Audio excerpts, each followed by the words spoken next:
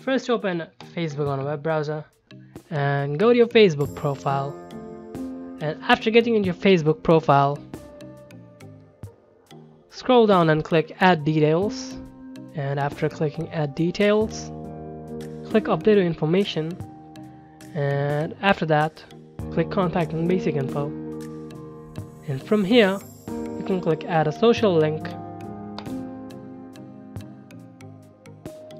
and write down your Instagram username, as I'm gonna write it right now, like @ whatever my username of my Instagram account is,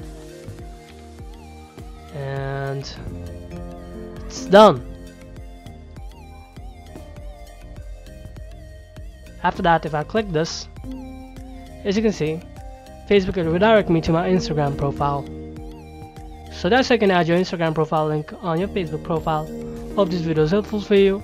If you found this video helpful, then feel free to like this video, share our videos, and subscribe to the channel. Have a nice day and peace.